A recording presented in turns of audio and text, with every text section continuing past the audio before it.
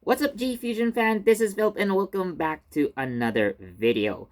So, this is a video that I have actually been planning to make for a few years already by this point, to be honest. And today, we are going to talk about one of my personal favorite entries in the Super Sentai franchise, Samurai Sentai Shinkenger. So I got the idea long ago, but I guess I was kind of reminded because as of this recording, so uh, Toei's official YouTube has been rerunning Shinkenger, and I must say that out of all the Super Sentai shows that I've watched so far, Shinkenger is probably the only show that I could say that I have watched from start to finish at least 5 times. I kind of lost count, but I think it's the only show in the entirety of Super Sentai series that I have watched more than twice, I could say. So I think it's one of those shows that I would still recommend to anyone. Is it the best Super Sentai show? I think at one point, yes. So back in 2011, I think, before Gokaiger premiered, I think TV Asahi did a poll on which Super Sentai series people liked most, and I think Shinkenger came out on top. And I think there's very good reason for that, and I will try to explain in this video. But that also begs the question, like, does it still stand the test of time? Can Shinkenger's storytelling compare to like something like King Oger today? Because my golly, King Oger has just been killing it with their story. So is Samurai Sentai Shinkenger still, the best of all time, or has it changed? So let's get talking. Now, I'm not gonna spoil, the story, but just in case anyone hasn't watched Shinkenger already. I mean, it's been, mm, you know, almost 15 years since it came out, and I just think it's right that we talk about it, considering like it came out in 2009, so it is going to turn 24 next year. So it is coming pretty soon, and you know what? I really hope we get a 15-year anniversary special for Shinkenger, and Tori Matsuzaka comes back. You know, I really hope for a Shinkenger reunion next year because, again, Shinkenger is one of my favorite Super Sentai shows. So let's talk about the reasons why I still like Shinkenger and why I think it's one of the greatest Sentai shows of all time, and I think it's still a solid choice. So, anyways, let's talk about it. So, I believe that the main reason, or at least the top reason why I think Shinkenger is the best, or at least in my opinion, one of the best Super Sentai shows, is that everything about Shinkenger represents Japan. So, why did I say so? Now, let's look at the 6 Shinkengers. And I believe each and every one of them represents an aspect of Japanese society, culture, and history. So let's start with our main character, Takeru Shiba, aka Shinken Red. What does he represent? Now, of course, obviously, as the show implies, it's about samurai. So, of course, Japan is known for its history with the samurai and, well, being the basis of the entire show. So, like the hierarchies and like the clan structures.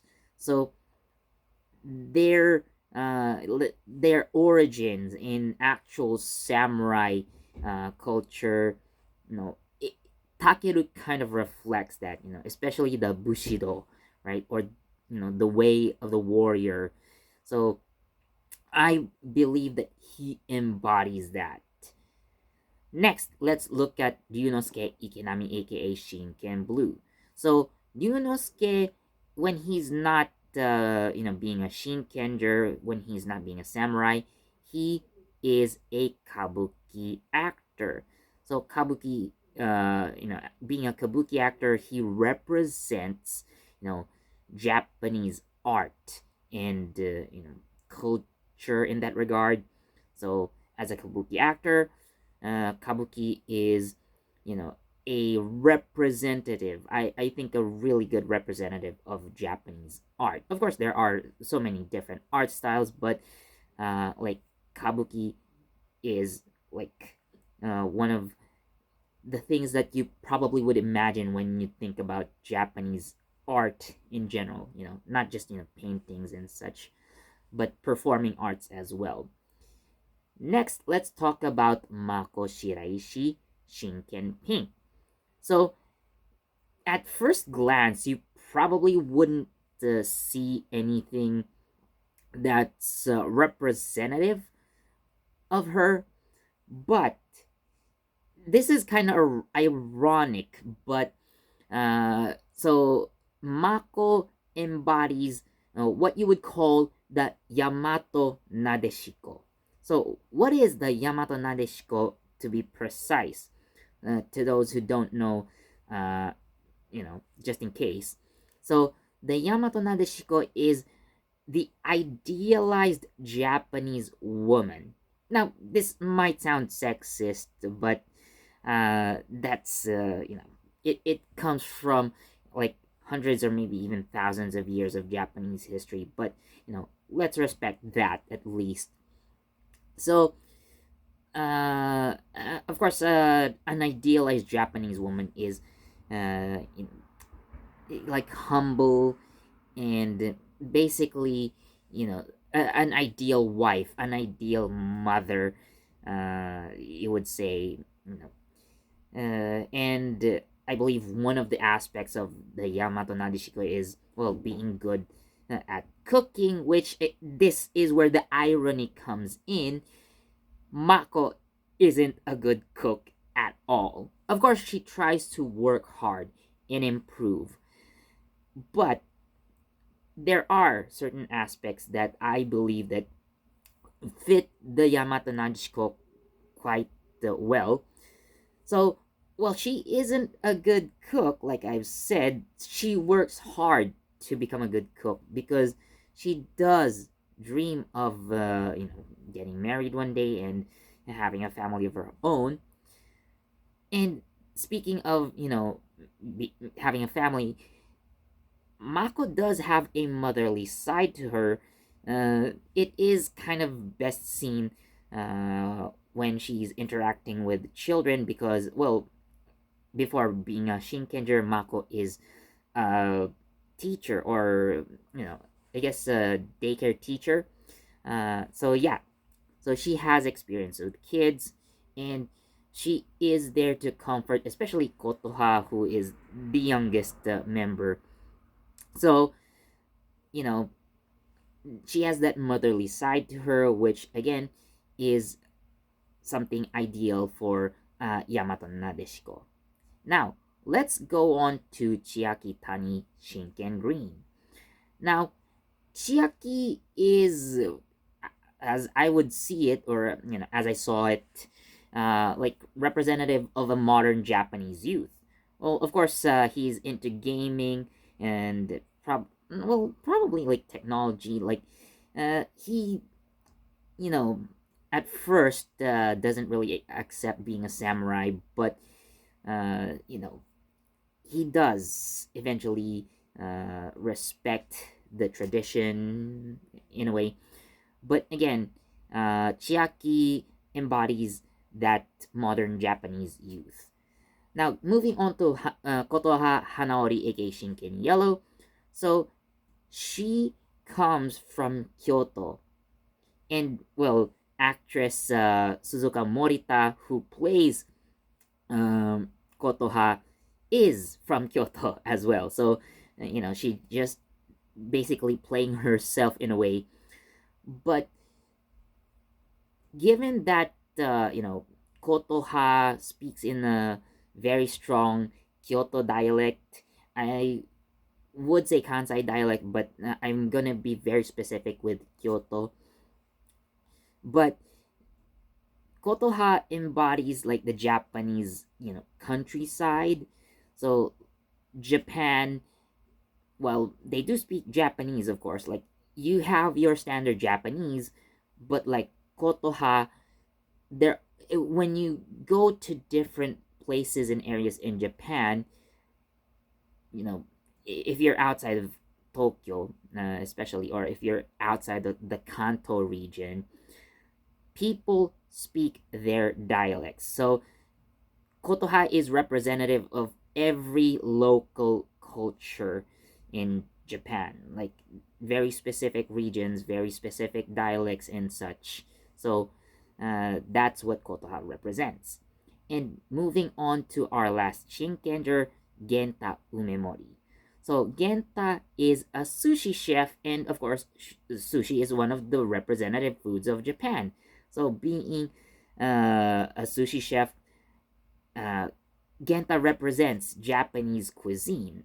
So again, looking at all these characters, like I've said earlier, each of them represents an aspect of Japanese history, culture, and society. So that, appeals to the Japanese people, right? They can relate to, every character in one way or another. Probably not Takeru, but he represents something more of like history, I would say. But yeah, everything that the Shinkengers are appeals to the Japanese people, which I think, I kind of have to mention Power Rangers Samurai a little bit here. I think this is why Power Rangers Samurai doesn't feel right to me. Well, the the topic of cultural appropriation, well, I honestly can't say anything about that, but what I can honestly say about it is, you know, everything that Shinkenger did doesn't really translate well into samurai, culturally speaking, you know? I mean, yeah, I, things just don't make a lot of sense, other than the fact that the Rangers are trying to be like samurais, or at least they are descendant from Japanese samurais that somehow have made it, to other countries, had descendants who are non-Japanese, basically. Well, of course, like it is possible, like they do have like Japanese ancestry, but anyways, the point is, it just doesn't feel right, in my opinion. To be completely honest, I mean, if you enjoyed Power Rangers Samurai, good on you, but it's really not my cup of matcha. Sorry. So that thing alone, right? Uh, so like the Rangers, being representative of Japan in general, really nice, right? So moving on to the actual story. Now, while you do have a very general, save the world from the threat of, the Gedoshu, and Chimatsuri no Dokoku, while you have those, right? So save the world or protect the world from the evil threat, and you get the point. But Shinkenger is one of those character focused entries in the franchise. So yes, you do have your main character in the form of Takeru, and while he is basically the star of the show, and he's really good at that. So uh, I understand a lot of Super Sentai shows tend to focus on the Red Rangers a lot. Again, because for all intents and purposes, they are the main characters.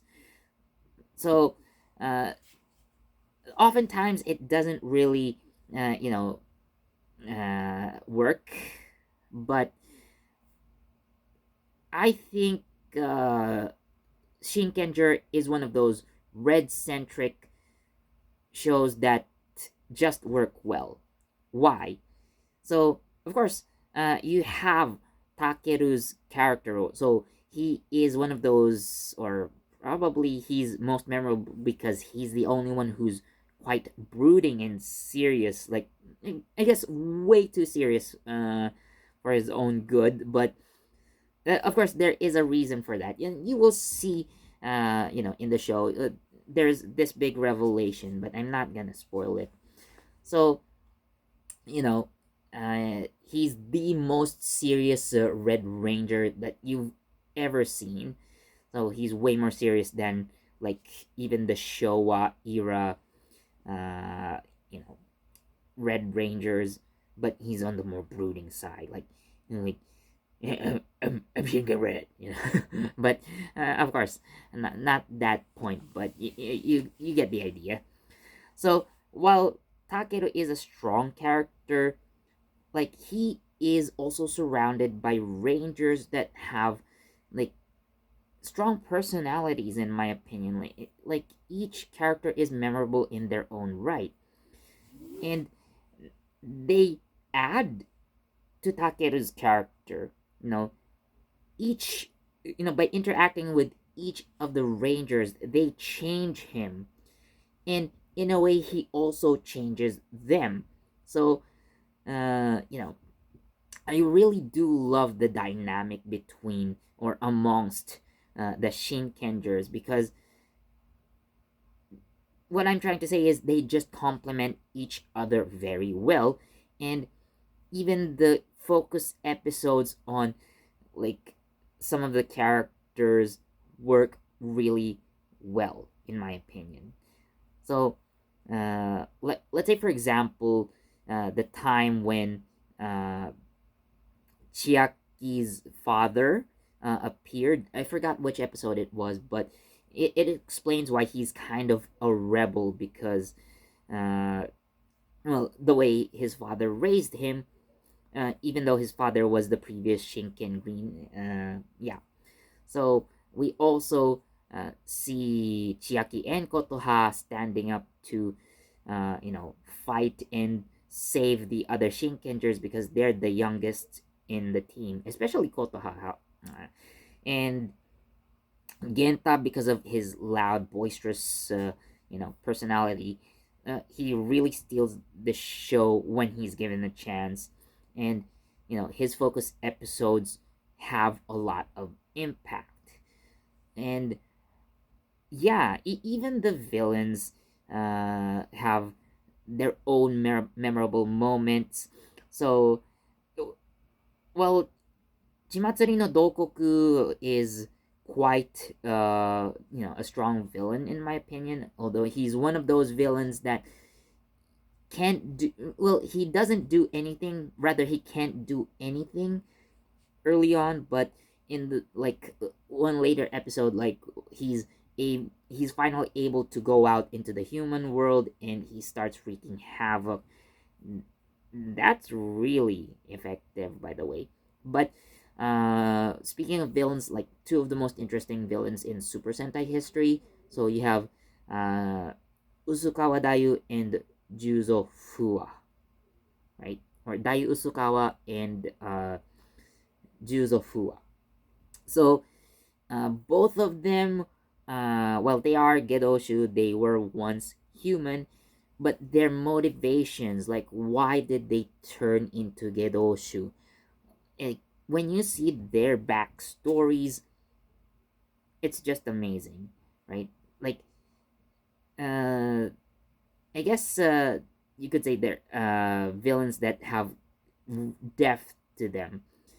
Although I do think they have more depth than Dokuku, but even Dokuku has, he's just like a memorable villain in my opinion because he's always angry. But like in terms of like character plots and backstories, like Juzo and Dayu are really memorable in that regard. So next, let's talk about action. I love sword fights.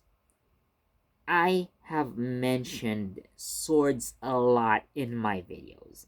I have made a video of my favorite swords in Super Sentai, and you know, the Shinkenmaru is one of them. And that alone, at least in my opinion, like a lot of sword action just makes me watch the entire show. Whether the plot is good or bad, I'm gonna watch it because sword action really nice.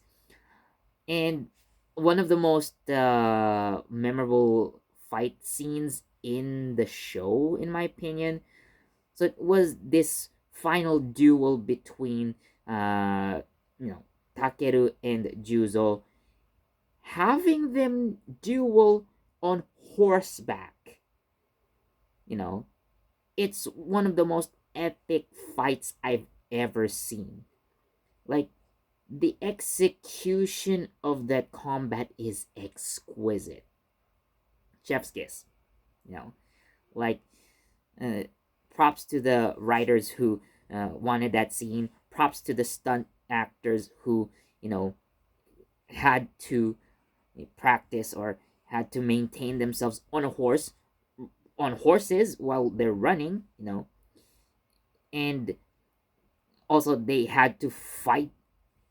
So that's one of the best fight scenes in Super Sentai history, in my opinion. And again, as a sword lover, it's one of my favorite sword fights as well. So, does Shinkenger compare with other, Super Sentai shows, especially with more recent ones, like King Oger? Well, I would say, story wise, it's not as unique. Like, again, you do have like episodic storytelling. Like each episode, you have a conflict. In the end, it gets resolved. But yeah, there are some arcs that have built up, especially that big reveal regarding Shinken Red, and like the final arc of the show, the final battle, sure. Uh, but again, like even if it's like one episode, or like an episodic format works because again, the characters are just so good. Acting is really nice, and again, action really good. So, like in terms of the overall plot, however, it's not gonna compare to something like King Oger. I'm sorry, but King Oger is just a different beast in that regard, and I'm planning to talk about King Oger in a separate video. I am planning on it already, but I would still say that Shinkenger is a solid Super Sentai show. Like, uh, it's something that I wouldn't say overrated. And actually, it would be weird if anyone hated on Shinkenger. Probably like hate on Shinkenger because it's popular, but like if you look at everything, if you watch the entire show, like there are very little thing, there are just very few things that you can complain about. But I personally have never complained about anything in the show. Okay, like it's a solid Super Sentai. Like, is it a perfect one? Well, in its own way, Shinkenger is perfection. Again, it just doesn't scale to King Oja in my opinion. Again, I'll talk about it in a different video, but like Shinkenger is just so good. Like I said, I've watched it several times, and if given another chance, you know, I will watch Shinkenger again. So yeah, it's just that good of a show. Like, is it still one of the best? Sure, I will say it's one of the best. S tier, you know, in my opinion. So yeah, that's what I think of Samurai Sentai Shinkenger. It's really, really good.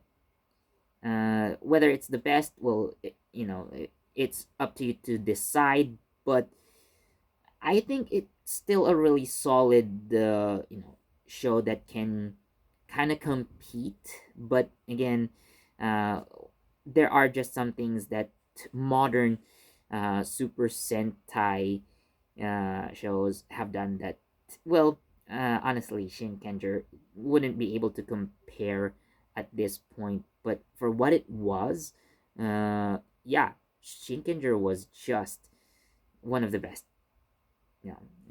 I think it still is one of the best, but yeah, it was just really, really good for what they had at the time. So, anyways, that's all for this video. Thank you so much for watching. Again, let me know what you think about Shinkenger down in the comment section. Thank you so much for watching, and as always, please do leave a like, comment, share, subscribe, and don't forget that notification bell so you get the latest from JEFusion. This has been Philip, and I'll see you next time. Eat pizza, soju. Bye.